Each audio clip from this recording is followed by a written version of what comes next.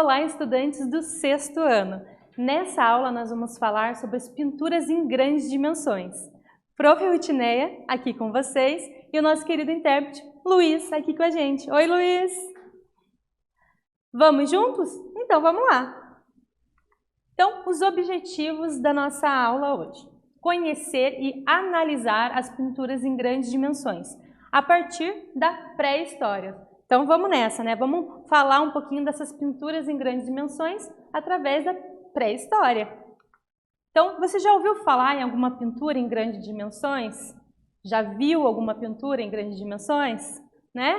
Tem algum tipo de pintura ao redor da sua casa, né? Do seu prédio, de onde você mora? Legal, isso aí. Então, a arte, né? A arte faz parte da vida do ser humano, né? Ela é inerente ao ser humano, né?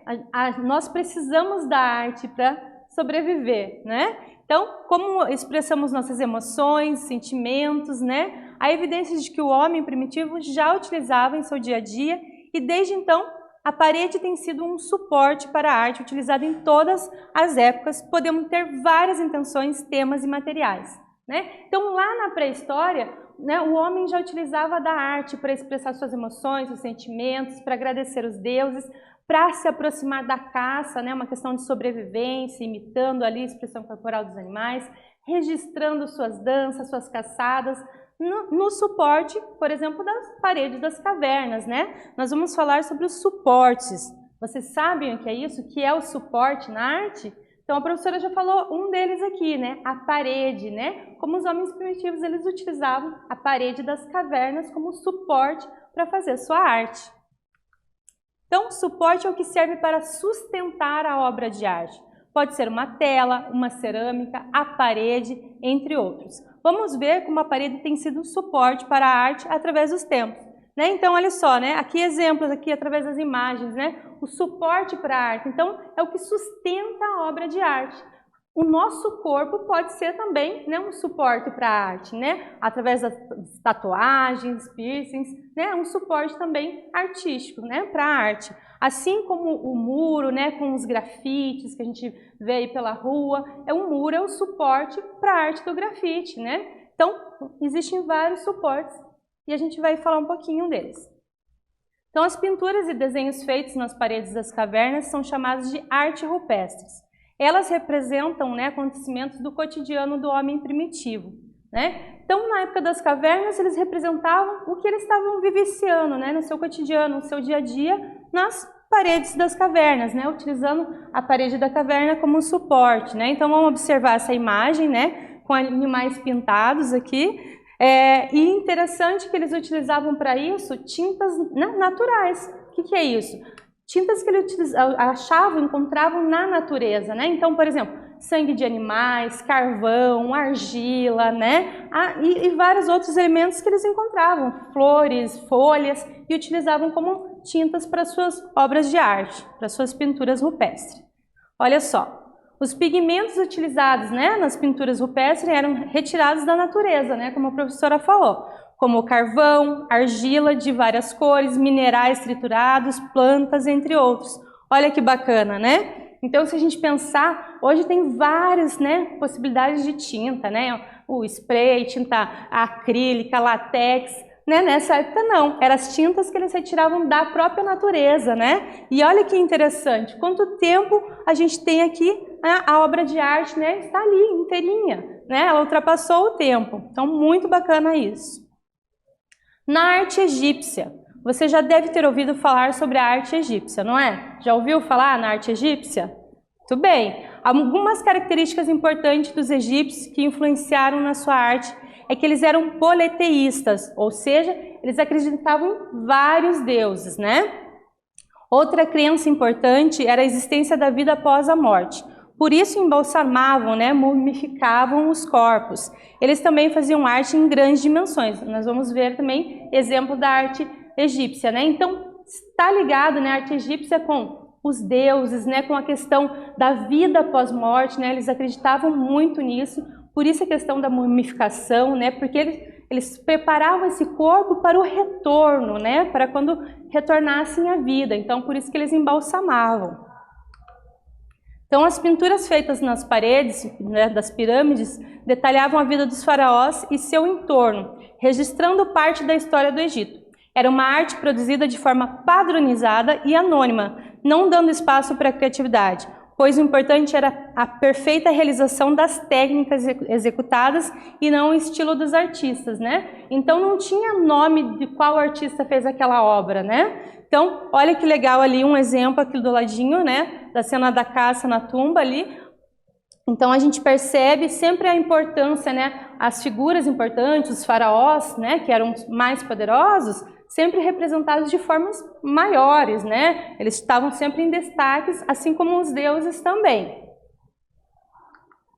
Então, olha só, né? O faraó era sempre o maior dentre as figuras representadas, caracterizando assim a hierarquia da sociedade da época, né? Então, estava ali para mostrar o poder do faraó, né? Em relação aos outros indivíduos da sociedade. Na pintura egípcia também prevalecia a lei da frontalidade, né? Então repara ali, né? Olha o tronco como está ali na imagem, né? E os olhos, né? Estão ali sempre representados de frente e a cabeça e as pernas representados de perfil, né? Então as obras representavam eventos políticos, por isso o faraó era uma das figuras mais vistas nas obras de arte desse povo. Então tinha, né, a lei da frontalidade que, né, tem ali na imagem bem explicadinho, né, essa questão do perfil, o corpo representado, né, de ladinho ali. Então a gente tem essa lei da frontalidade, né? Agora é com vocês, tá bom? Estão preparados? A professora falou um pouquinho aqui, né, da arte rupestre, que era feita ali nas cavernas, né, com tintas naturais. A gente falou da arte egípcia, né, que tinha relação com o quê? Com o divino, com a vida após a morte, né?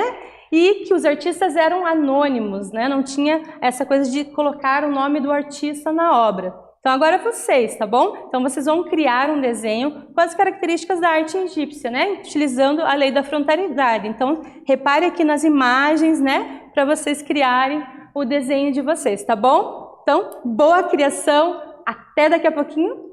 Eu e o Luiz vamos estar de volta.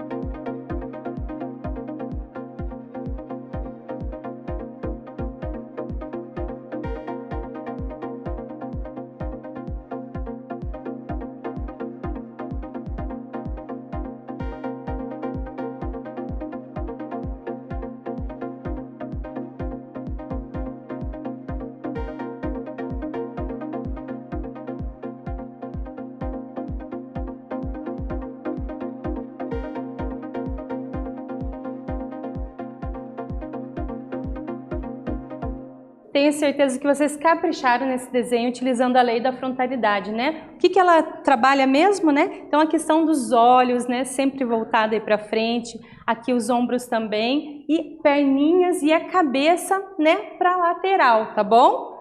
Muito bem. Quem não deu tempo de terminar, termina depois, mas não deixa sem terminar a obra, tá bom? Então vamos lá. Então na China, né, no Tibete, também há grandes pinturas nas paredes dos templos e locais sagrados. Uma pintura sagrada é para o tibetano um suporte físico, entre outras palavras, uma incorporação do estado natural da mente, a iluminação do Buda, né? Então também a questão religiosa, espiritual, super presente, né, na arte ali, né, na China, ali no Tibete, como na arte egípcia também tem a questão religiosa presente, né? Então bem forte, agregando ali valores também para a obra de arte. A pintura no Tibete se aplica às seguintes categorias: pinturas em templos, né, os murais, são pinturas, né, grandes, monumentos, né, estupas, estátuas, iluminuras em textos sagrados, que são pequenos desenhos que vão representar junto, né, com a escrita das obras, e as pinturas em rolos, né, os tankikas. Então, olha só um exemplo aqui, que legal, né, de uma pintura no mosteiro. Na Grécia, né, vamos ver um pouquinho da Grécia então. A Grécia Antiga, embora no seu tempo fosse uma das mais populares e prestigiadas formas de arte da época, é uma das que menos conhecidas até hoje. Por quê? Porque não ficaram muitos registros, né? Então não sobreviveram muitas obras em mural. E a maior parte do que se sabe deriva do quê? De fontes literárias, né? Então são dos livros, então a gente não tem muitos registros. O estudo da pintura Grécia Antiga é problematizado por dois fatores principais. Em primeiro lugar, certamente, a extrema escassez de relíquias, né? Então, não sobreviveu muita coisa. Em segundo, a outra fonte importante de informação, a literatura, muitas vezes foi produzida bem depois das obras, que cita ou descreve, e não raro apresenta biografias, cronologias e atribuições de autoria pouco confiáveis, né? Então, esses registros ficou bem complicado para a gente ter, né, a noção total ali da obra da Grécia. A gente tem algumas, né, que a gente pode imaginar como era. As obras de arte e construções muito antigas perdem suas cores originais e mesmo com muitos estudos, muitas horas de testes, é difícil chegar nas cores exatas da primeira versão. E a verdade é que elas não são exatamente as cores sóbrias que imaginamos. Aliás, era tudo bem berrante, né? Então, quando a gente fala, né, dos templos gregos, a gente pensa, né, em cores sóbrias, né? A gente não pensa em cores berrantes, né? E, na verdade, eles eram cores bem berrantes. A gente tem um exemplo aqui a seguir para vocês darem uma olhadinha, né? Então, assim como a gente imagina e como era, né? Com cores vivas, fortes, que chamavam a atenção. Lindo, né, gente? Das duas formas é lindo demais, né? Então, agora com vocês, tá bom? Vocês vão fazer um mapa mental. O que é isso? Vocês vão pensar em coisas e colocar elas no papel, tá bom? Então, podem ser palavras, podem ser imagens, tá? E esse mapa mental, né, você vai colocar o que você aprendeu em relação às pinturas em grandes dimensões, utilizando desenhos e palavras-chave, tá bom? Então, o que a professora falou, né, sobre a arte ali na pré-história, né, a arte na egípcia, na China, tá bom? Na Grécia, e vocês vão colocando aí no papel, pode ser com palavras, pode ser com desenhos, tá bom? Capricha aí, tenta lembrar de tudo. Daqui a pouquinho a gente volta.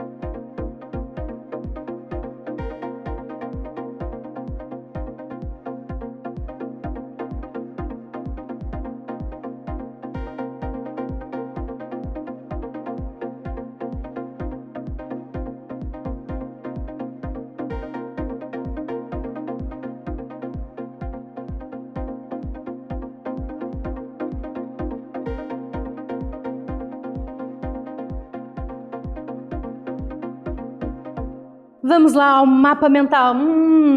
Mapa mental. Então, a professora falou pré-história, arte feita como suporte, onde? Nas cavernas, né? A parede como suporte. E ali sendo feita a arte através do quê? A arte com elementos da natureza, né? Então, tintas naturais, folhas, frutos, né? Argila, tudo encontrado na natureza. E eles representavam o quê? Coisas do cotidiano, né? No dia a dia deles. Então, as caçadas, as danças eram representadas nas paredes das cavernas, né? A gente viu ali que tanto na arte egípcia quanto na arte na China, a questão da religião muito presente também, né? Então, bem importante isso. E a gente falou também da Grécia, né? A Grécia que não ficou muitos registros, e também as cores, né, berrantes que existiam e que se perderam aí no tempo, e a gente só, né, a maioria das imagens que a gente tem é aquela questão sóbria da arte na Grécia, né? Então agora ficou fácil, né, gente? Nessa aula vimos as pinturas em grandes dimensões e suas características nas mais diversas culturas. Também vimos o que é suporte na arte, né? Então, a gente falou primeiramente nessa aula, né, que a arte é inerente ao ser humano. Professora, o que é isso, inerente ao ser humano? A arte faz parte do ser humano, a gente precisa dela para se comunicar. Então, aí que começou lá na arte, né, nas cavernas, na pré-história, desenvolvendo, né, através de dança, de pinturas nas paredes da caverna, para representar o seu cotidiano, né, antes mesmo de desenvolver a fala, né? Então, antes do homem primitivo conseguir falar, ele já estava pintando ali nas paredes das cavernas para representar o seu dia, fazer o ritual, né, homenagear os deuses. Então, já estava ali criando muita arte, né? Isso continuou e continua até hoje, né? No Egito, nós temos a lei da frontalidade, né? Olhos e troncos sempre para frente na hora da criação das pinturas. E os pezinhos e cabeça para o lado, né? De perfil, né? Então, a lei da frontalidade. Quando a gente vê uma obra de arte egípcia, a gente vai lembrar agora da lei da frontalidade, né? E além disso, a arte no Egito trabalha com o quê? Com a questão do religioso, né? Muito presente. Eles acreditavam na vida após a morte, então eles embalsamavam os corpos, preparavam esses corpos para quando eles retornassem à vida, né? Então, muito legal isso, essa questão também mística e religiosa presente na arte egípcia, né? E também vimos a importância da figura do faraó, né, que era representado de uma maneira maior na obra para mostrar ali a importância dele, né, e o restante das pessoas da sociedade representadas de maneira menor, né. Os deuses também eram representados de maneira maior, né, porque seres importantes, né, eram super respeitados, né. Na China também tinha essa questão da religião muito presente, que a gente também viu. E na Grécia, a gente viu que também tinha arte, né, em grandes dimensões, mas que não ficaram muitos registros, né? A gente até viu uma imagem aqui, a prof vai voltar, né, porque a gente pensa na Grécia, a gente pensa nessa imagem mais sóbria, mas que na verdade tinha essas cores também berrantes, né, que chamam a atenção também. Então, bem legal isso também, a gente observar essas duas obras de arte aqui, e pensar nesse diferencial do nosso imaginário, de como era, e como é difícil também se manter, né, perpetuar através do tempo a obra de arte, né? Aqui a gente tem registros através do quê? Dos livros, né? E algumas obras que sobreviveram ao tempo, mas que a cor, por exemplo, né, foi se perdendo, né? E mesmo com restaurações, não chegou à cor original, né? Então, é isso, minha gente. Espero que vocês tenham apreciado, né, as pinturas em grandes dimensões. Lembre que o suporte na arte é o que a gente usa para sustentar essa obra. Pode ser o nosso corpo, pode ser uma parede, né, um muro, né, aonde a gente cria essa obra de arte, tá bom? Fica essa dica aí para vocês. Um beijo gigante, ultra mega no coração de vocês. Uou!